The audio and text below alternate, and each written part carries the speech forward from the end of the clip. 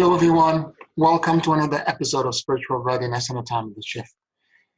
I have been pondering how to do this video for over 2.5 weeks now. I live in New York City, and I've been blessed to be in this location to witness what probably no one else on the planet is experiencing right now. As far as the COVID-19 collective experience is going on, we have it worse. And as such, I am experiencing things that other people are seeing as numbers on a screen, whereas for me, it's a reality. I know at least 11 people that are dead personally. I happen to be very blessed to have friends and family members that are working in healthcare, and I know what they're experiencing. I have currently 2 friends who are nurses who are in the midst from infection from COVID-19. One was working in a ward where she was responsible for 200 patients and not having any PPE equipment to protect her. So she became infected. There is a complete, or for that matter, walking down the street and seeing ambulances pulling out body bags. I am living a completely different experience to other people in this country or around the world who are wanting to reopen again. I understand that there is a fine balance that needs to happen between stay-at-home orders as opposed to civil liberty. There needs to be a check on power. And I'm deeply appreciative that these souls are taking it upon themselves. But don't claim that this is not a real pandemic.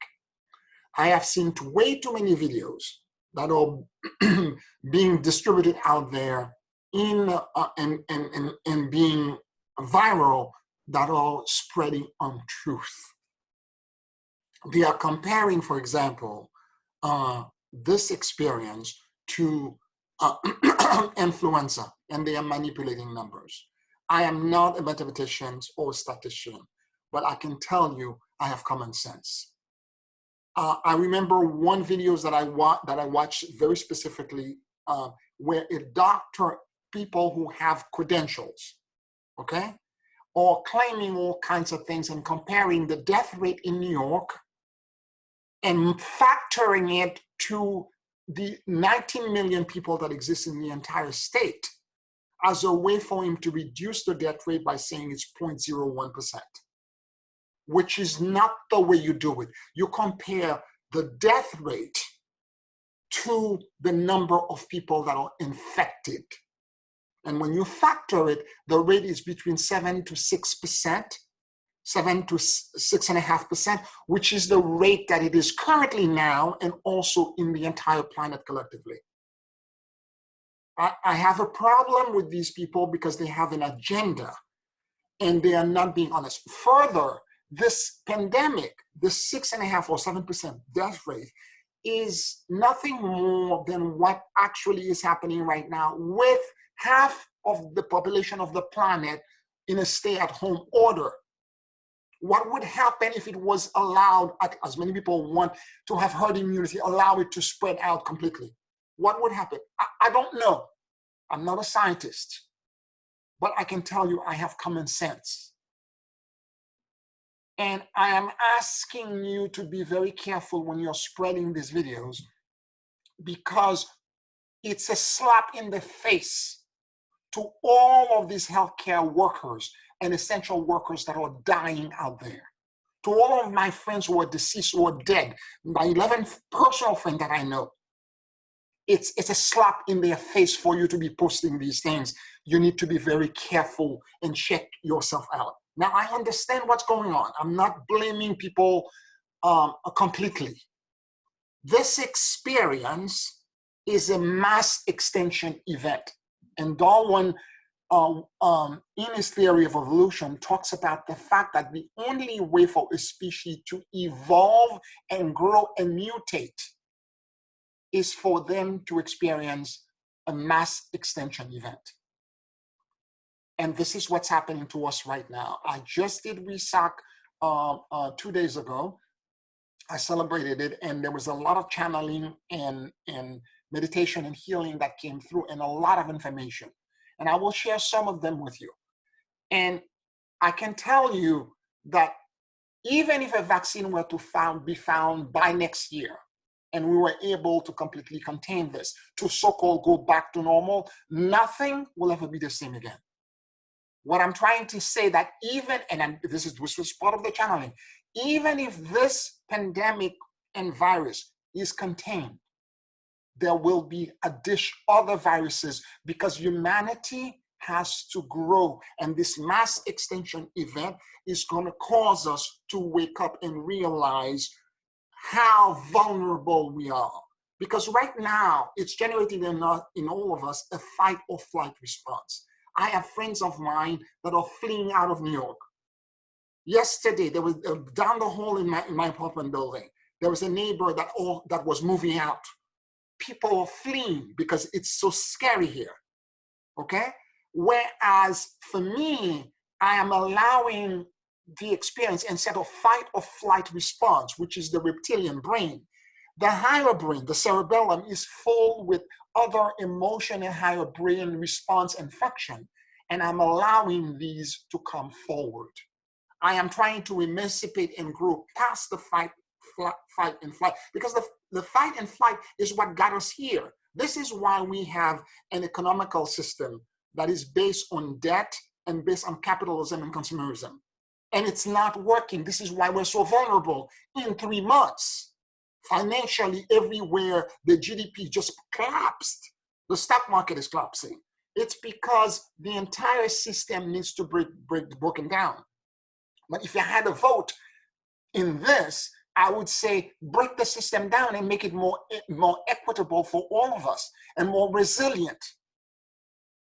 So I'm inviting you to think deeper than all your own personal fight or flight. Some of you may want economies where you are to reopen because you're in a financial burden, because you're a business owner, but it's going back to the same inequitable system that this collective experience is exposing.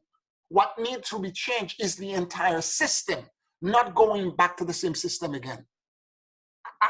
I just hope that I'm making myself clear.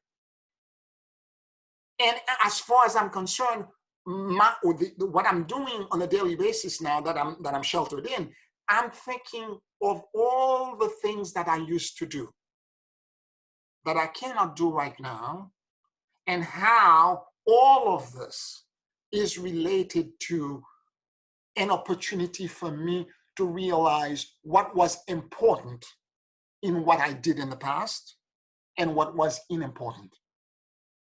Of all the behavior, the actions, and all the things that I used to do, what was essential and what is not essential?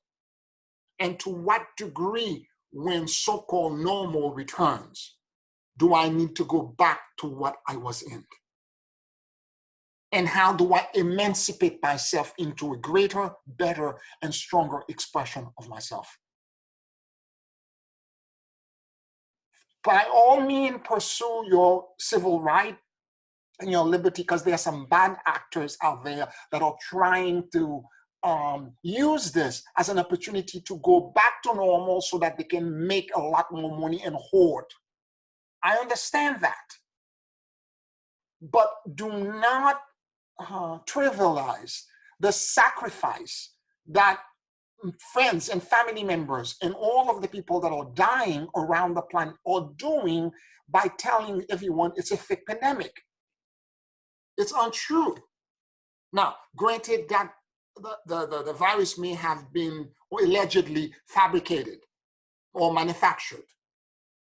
I'm just saying, be very careful where you stand and what you're saying. There's a balancing act that needs to happen. I'm experiencing things completely differently from wherever you are in the rest of the world. And as far as I'm seeing it, I don't see it as I'm not a victim. That's not the way I'm seeing it.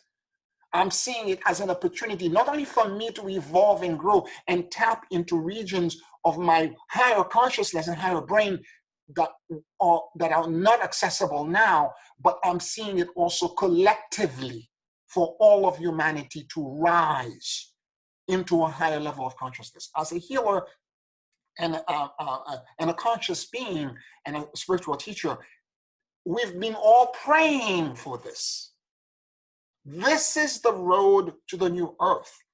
It is paved with dramatic changes. And if the changes were to happen voluntarily and were to try to bring everybody to the table, to try to orchestrate a talk, a conversation, to allow so many governments or players that have financial interest in maintaining the system would refuse.